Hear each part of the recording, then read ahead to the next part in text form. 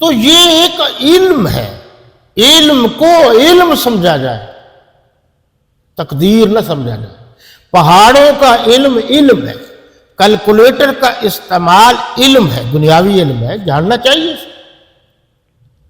ہوائی جہاز کا اڑانا علم ہے، تقدیر نہیں ہے،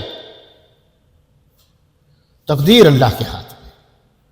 یعنی جب آپ نے یہ بھی بات چل پڑی تو یہ بہت سارے لوگ کہتے ہیں اللہ کے بھروسے پر چلو اور گاڑی میں پٹرول نہیں، تو یہ تو جہالت ہے۔ گاڑی میں پٹرول بھی ہو، گاڑی بھی ٹھیک ہو، اور آپ ڈرائیور بھی جانتا ہو، پھر اوپر بیٹھے، پھر اللہ کا نام لیں، تو اب دونوں باتیں ہوں گی۔ بڑا عرصہ ہوا مجھ سے ایک خاصے پڑھے لکھے آدمی نے یہ ایک بڑا عجیب سا سوال کیا، چبھتا ہوا، کہ روحانیت کیا ہے؟ اب پتہ نہیں اس کو بھی لوگوں نے پتہ نہیں کیا سے کیا بنا رکھا ہے۔ میں نے کہا آپ نے ایک کمائی کی ہے، اس کمائی سے آپ نے گندم لیا ہے، کھانا تیار کیا ہے، سب کچھ ہے۔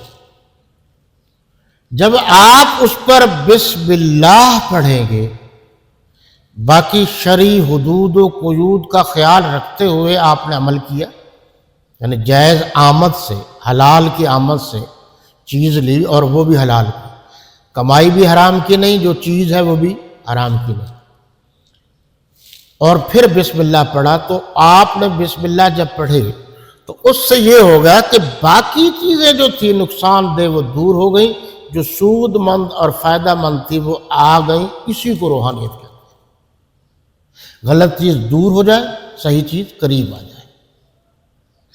ہم نے سمجھا ہوا کہ شاید روحانیت جو ہے ہوا میں اڑنے کا نام، ولایت اسی چیز کا نام، یہ نہیں ہے۔ اصل میں آپ گہرائی میں جائیں، جو نیک لوگ اور بزرگ لوگ ہیں وہ غلط کام چھڑواتے ہیں، نیکی کی طرف لاتے ہیں، یہی طریقہ ہے۔ آگے فرمایا کوئی متنفس نہیں، ان کل نفس لما علیہا حافظ، کہ کوئی متنفس نہیں جس پر نگہبان مقرر۔ اللہ نے سب پر نگہبان مقرر کر دی، ایک ہے حافظ، ایک ہے محافظ۔ ایک حافظ کا معنی ہے نگہبان، محافظ کا معنی ہے وہ آدمی جو کبھی کوئی مصیبت یا پریشانی آئے تو وہ رکاوٹ بنے۔ اللہ نے جتنے متنفس یعنی انسان بنائے ہیں ان کی حفاظت کا انتظام بھی کیا، اور آگے آ رہا ہے کہ حدیث شریف میں آتا ہے، جناب رسول اللہ صلی اللہ علیہ وسلم فرماتے ہیں ہر انسان پر 160 فرشتے مقرر، پھر ان پر 7 فرشتے جو ہیں وہ صرف زبان کے لیے مقرر۔ یہ لفظ ایک ہے کرامن کاتبین، یہ لفظ جو آپ سنتے رہتے یہ صحیح ہے، یعنی اللہ نے جو آپ کی نگرانی کے لیے ملائک مقرر کیے، وہ جو آپ کی پوری ریکارڈنگ کر رہے ہیں کہ آپ اچھا کام کر رہے ہیں یا غلط کر رہے ہیں، اس کو کرامن کاتبین کہتے ہیں۔ آگے فرمایا فَلْيَنْظُرُ الْإِنسَانُ مِمَّ خُلِقَ، تو انسان کو دیکھنا چاہیے وہ کاہے سے پیدا ہوا ہے۔ اللہ توجہ دلا رہے ہیں، وہ بات ذہن میں رہے کہ مشرکین مکہ کہتے تھے کہ جب ہم مر جائیں گے تو اللہ کیسے دوبارہ پیدا کرے گا۔ اگر آپ غور کریں کہ 10 کھرب سیلز ہیں انسان میں، 10 کھرب، یہ سیلز کیا ہے؟ یہ آپ کو میں یہ بات بتا دوں کہ یہ جو کتے ہیں، فوجی کتے جو چور تلاش کرتے ہیں، ان کے پاس وہ کون سی چیز ہے؟ سائنسدان جو ہے، یعنی ایک یہاں قتل ہوا ہے کچھ گھنٹوں تک، 10 سے 15 گھنٹوں تک، وہ ریکارڈنگ کر سکتے ہیں۔ یہاں جو وقوع ہوا بازار تو نظر نہیں آتا، وہ ریکارڈنگ ہوتی ہے کہ کیا ہوا ہے۔ خواب کی جو ریکارڈنگ ہے یہ کیسے ہوتی ہے؟ جناب 10 کھرب سیلز ہے، پھر ان سیلوں کی پھر اقسام ہے، اور یہ پیدا ہوتے رہتے ہیں مرتے رہتے ہیں، یہ قدرت کا نظام ہے۔ اچھا، وائٹ سیل اور ریڈ سیل، یہ ڈاکٹر حضرات کہتے ہیں کہ ایک دوسروں پر غالب آ جائے تو اس کی ڈیتھ ہو جاتی ہے۔ یہ اللہ کا نظام ہے، نظر نہیں آ رہے، اس کو کہتے ہیں غیر مرئی قوت۔ آپ نے اچانک کوئی چیز دیکھی تو آپ نے کہا یار میں مر جاتا، پتہ نہیں کس چیز نے مجھے بچا لیا۔ وہ جس چیز نے بچایا ہے وہ غیر مرئی قوت ہے، وہ اللہ کی طرف سے مقرر کردہ ہے اور وہ ملائکہ ہے۔ تو یہ جو سیلز ہے اس کی یہ ہے کہ پیدا بھی ہوتے رہتے ہیں مرتے بھی رہتے ہیں۔ آپ یہاں بیٹھے، اب وہ اپنا کام تو کر رہے ہیں نا، 10 کھرب سیل کو مذاق تو نہیں ہے۔ اب اس میں سے آپ کے جمادات ہیں، ارضیات ہیں اور دوسری چیزیں بنتی ہیں، پھر آپ کھاتے ہیں، پھر غذا بنتی ہے، پھر مسائل ہیں۔ اچھا، اس میں جو ہے وہ جو جراثیم کیلسن، وہ کچھ بن بھی رہے ہیں کچھ مر بھی رہے ہیں۔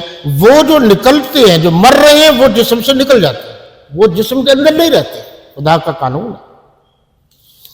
وہ باہر جب آتے ہیں، ان سیلز کو قوت اللہ نے دی ہے کتوں کو کہ اس سے وہ پہچانتے ہیں، جدھر سے وہ انسان گزرتا ہے ادھر سے وہ سیل بھی گزرتے جاتے ہیں، یعنی وہ مر بھی رہے ہیں اور زندہ بھی ہو رہے ہیں، وہ سسٹم چل رہا ہے جہاں سے بھی جاؤ گے۔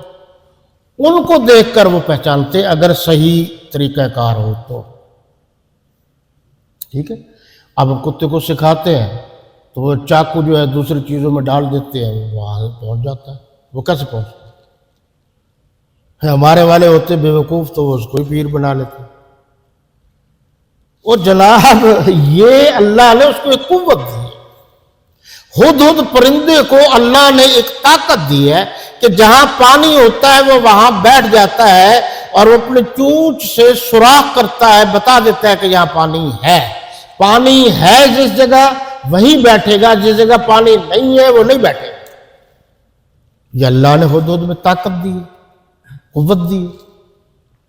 پھر ان کی قسمیں اس طرح کے چیونٹیوں میں قسمیں ہزار ان کی اقسام ہیں اور ان میں بھی قوت ہے۔ اب بتائیے، ایک چھوٹی سی چیونٹی ہے، اس کے کان بھی ہے، ناک بھی ہے، سب کچھ ہے، اور آپ پڑھیے مطالعہ کیجیے کہ وہ چیونٹی جو ہے، جیسے اب گندم کی فصل آ رہی ہے تو اس کے 2 حصے کریں گے، پھر وہ اپنے سوراخ میں اندر بل میں رکھ دیتی ہے، کیونکہ 2 حصے کرنے سے گندم اگتی نہیں، اور بعض دانے ایسے ہیں جن کے وہ 4 حصے کرتے ہیں تاکہ وہ بھی نہ ہو۔ پھر آپ دیکھیں، یہ جو میں باتیں کر رہا ہوں یہ اللہ نے اس لیے بتائی ہیں کہ آپ دیکھیں، یہ میں نے بنائی ہے۔ جب میں اتنی باریک سے باریک چیز بنا سکتا ہوں تو مرنے کے بعد تمہیں دوبارہ زندہ نہیں کر سکتا۔ یہ ہے اصل بات۔ آپ چونٹی کو دیکھیں اور کوئی چیز رکھ دیں، آپ چونٹی سیدھی ادھر آئے گی۔ آپ تو اس کو نہیں کہہ رہے، نہ آپ نے سکھایا ہے نہ پڑھایا، اور اگر وہی چیز اٹھا کر آپ ادھر رکھ دیں وہ چونٹیاں پھر ادھر آ جائے گی۔ جو ان کے مطلب کی ہے کھانے پینے کی چیزیں۔ اب یہ کیا ہے؟ بطخ ہے اور اس کا بچہ جو ہے وہ پانی میں ہے، تو کیا آپ سکھاتے ہیں؟ ہم سکھاتے ہیں؟ وہی بطخ کا بچہ آگ کی طرف نہیں جاتا، پانی کی طرف جاتا ہے۔ اب آپ اس پر غور کریں گے، جو آگ کی طرف نہیں جاتا پانی کی طرف جاتا ہے تو یہ فطرت ہے۔ کتے کو ہم نے بھونکنا نہیں سکھایا، باقی چیزیں سکھاتے رہتے ہیں۔ یہ جو کتا بھی ہے پھر بھونکتا بھی ہے، یہ بھونکنا اس کی فطرت میں۔ یہ جو انسان ہے اور یہ کہتا ہے میں اللہ اللہ کرتا ہوں، اللہ اللہ کرنا اس کی فطرت میں ہے۔ وحدانیت یہ ہے کہ اللہ اللہ کرنے میں کسی اور کا دخل عمل نہ ہو۔ خالق کے معاملات میں مخلوق کو شامل نہ کیا جائے۔ اور بھی بڑی لمبی چوڑی بحث ہے، بیچارے لوگ سمجھتے نہیں ہیں۔ ایک ہے دنیا کی تخلیق، یہ بالکل جائز ہے۔ ایک ہے دینی معاملات۔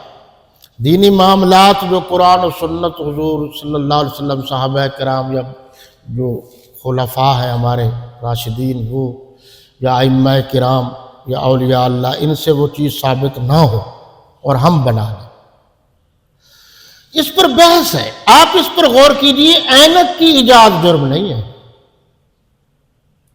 آپ ٹریکٹر ایجاد کر لیں، جو مرضی کریں، دنیاوی جتنی ایجادات ہیں اس پر کوئی پابندی نہیں۔ دین ہمارا کامل ہو گیا ہے، مکمل ہو گیا ہے۔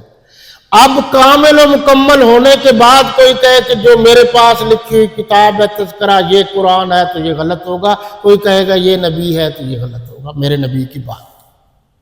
یعنی دینی قاعدے اور ضابطے جو متعین ہیں، جن کی بنیادیں متعین ہیں، ان میں ہم مداخلت نہیں کر سکتے۔ ہم نے ان کی اتباع کرنا ہے، ان کو ماننا ہے، تسلیم کرنا ہے، ان کی اتباع کرنی ہے، فرما برداری کرنی ہے۔ ہم نے ان کاموں میں مداخلت نہیں کرنی۔ نبی کریم صلی اللہ علیہ وسلم کے بعد قیامت تک کوئی نیا نبی نہیں آئے گا۔